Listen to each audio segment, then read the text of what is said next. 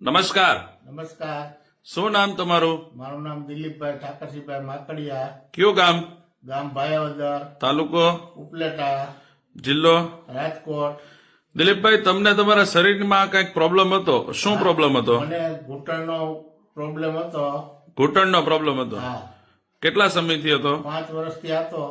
અને શું તકલીફ થતી હતી? તકલીફમાં મને એવું હતું, એક ડગલું ચાલી ના શકતો, વોકરથી ચાલતો, બરાબર સીડી ચડાતી નહીં, પગથિયું ઉતરાતું નહીં, પલોઠી વળતી નહીં.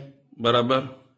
બીજું કઈ તમને તકલીફ હતો? તમે કઈક કહેતા હતા કે ચાલવા માટે તમારે વોકરનો ઉપયોગ કરવો પડતો હતો? હું વોકરથી જ ચાલતો. વોકરથી જ ચાલતા હતા? હા, મતલબ એ કન્ડિશન થઈ ગઈ હતી કે તમારે 5 ડગલા બી ચાલવું હોય તો તકલીફ થતી હતી? હા, એવી જ કન્ડિશન હતી ને? હા, હા, તો આ પાંચ વર્ષથી આવી રીતે તમે હેરાન થતા હતા? હા. તો આના માટે તમે ડોક્ટરને બતાવ્યું હતું? 3 ડોક્ટરને બતાવ્યું હતું, 2 રાજકોટ, 1 ઉપલેટા. 3 ડોક્ટરે એમ કીધું હતું છેલ્લે તો ઓપરેશન જ કરવું જોઈએ. અચ્છા, છેલ્લે ઓપરેશન જ કરવું જોશે, આનું કોઈ ઉપચાર બીજો કઈ છે નહીં. છે નહીં. તો એના માટેનો કાકા તમને ખર્ચો કેવું કઈ કીધું હતું? હા, મને 2 લાખ રૂપિયાનો ખર્ચો કીધું હતું. 2 લાખ રૂપિયાનો ખર્ચો કીધો હતો. તો તમે ઓપરેશન કરાવ્યું? ના કરાવ્યું નહીં. નથી કરાવ્યું. તો કાકા અત્યારે તો તમને સંપૂર્ણપણે સારું છે? અત્યારે તો મને 100% સારું છે. તો દાદા, તમે જે કહેતા હતા વોકર લઈને તમે જરા ચાલતા હતા, હા, તો અમારા એક દર્શક મિત્રોને જરાક તમે ચાલીને બતાવજો ને. ચાલીને જરાક દર્શક મિત્રોને બતાવજો. દર્શક મિત્ર, તમે જોઈ શકો છો આ અંકલની કન્ડિશન 5 વર્ષથી એવી હતી કે જે વોકર લઈને ચાલતા હતા. આજે સંપૂર્ણપણે સારું છે. તો કાકા, તમે આ દવા ક્યાંથી લીધી છે? મેં મોબાઈલમાં સુરતનો વિડીયો જોઈ અને ઓર્ડર કર્યો ને દવા મગાવી. બરાબર. એટલે ફેસબુકમાં તમે વિડીયો જોયો અને પછી તમે ફોનમાંથી મંગાવી. દવા મગાવી. તો દાદા, એનો કેટલા સમય દરમિયાન તમે કોર્સ કર્યો છે? કેટલો સમય? 3 મહિના કોર્સ કર્યો છે. 3 મહિનાનો તમે કોર્સ કર્યો છે. તો અત્યારે તમે જે કહેતા હતા કે તમને જે પ્રોબ્લેમ થતો હતો, એ માની લો અત્યારે કોઈ પ્રોબ્લેમ છે? જરાય 100% સારું. દર્શક મિત્રો, તમને હમણાં અમારા જે આ જે પેશન્ટ છે એમણે તમને ચાલીને પણ બતાવ્યું. એક કન્ડિશન એવી હતી કે જયારે વોકર લઈને ચાલવું પડતું હતું, 10 ડગલા ચાલવામાં પણ તકલીફ થતી હતી. આજે સંપૂર્ણપણે એમને સારું છે. અંકલ, તમને સંપૂર્ણપણે સારું છે અત્યારે? 100% સારું છે. બીજું મારે તમને એ પૂછવું હતું કાકા કે તમે જે 3 મહિનાનો અમારી દવાનો કોર્સ કર્યો, એ સમય દરમિયાન તમને કોઈ પણ પ્રકારની શરીરમાં કઈ સાઈડ ઇફેક્ટ, આડઅસર કેવું કઈ? ના, મને કોઈ જાતની આડઅસર છે જ નહીં. કોઈ પણ જાતની? સાઈડ ઇફેક્ટ છે નહીં, કોઈ જાતની આડઅસર છે નહીં. મતલબ આ દવા લેવાથી તમને બીજી કોઈ પણ જાતની કઈ સાઈડ ઇફેક્ટ થતી? કોઈ જાતની નહીં. ઓકે. તો અત્યારે તમે આ દવા લેવાથી સંપૂર્ણપણે ખુશ છો? હા.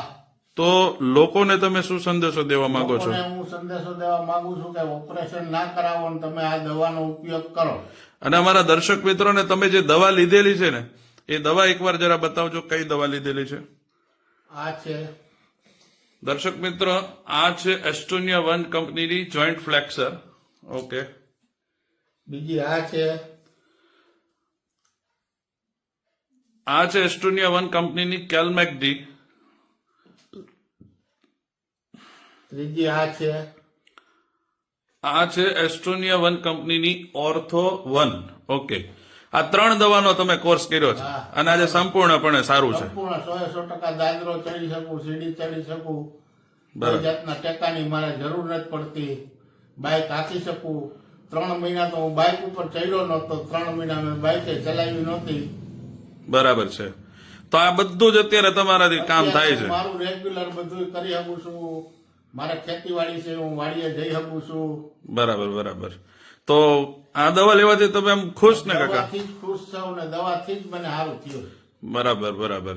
તો લોકોને તમે શું સંદેશો દેવા માંગો છો? લોકોને હું કહેવા માંગુ છું કે તમે ઓપરેશન તો કરાવતા જ નહીં. ઓપરેશન કરાવવા પહેલા આ દવાનો ઉપયોગ કરજો. આ તમારો આત્મવિશ્વાસ બોલે છે? મારો આત્મવિશ્વાસ છે અને હું 100% વિશ્વાસ સાથે કહું છું કે મારી પોઝિશન પ્રમાણે બીજાને તો સારું થાય જ. ઓકે. એટલે દર્શક મિત્ર, આ આપણે જે દવા શબ્દનો ઉપયોગ કરીએ છીએ તે કોઈ દવા નથી. આજે 2025ની આપણા જે આજીવિકા જે ખાનપાન જે છે આપણો, અને એ ખાવા પીવાની અંદર આપણને જે પૂરતા પ્રમાણમાં બોડીને જે પોષક તત્વોની જરૂર છે તે પોષક તત્વો નથી મળતા, એના કારણે આવી નાની નાની બીમારીમાં લોકોને પ્રોબ્લેમ આવે છે. તો માત્ર ને માત્ર અમારી આ કોઈ દવા નથી, આ બસ માત્ર માણસ જાતિનો આપણો જે ખોરાક છે એ ખોરાકની દ્વારા અમે પોષક તત્વો પૂરા પાડીએ છીએ અને આવું સરસ રિઝલ્ટ તમારી સમક્ષ લાવીએ છીએ. તો ઇન્ટરવ્યુ આપવા બદલ અંકલ તમારો ખૂબ ખૂબ ધન્યવાદ.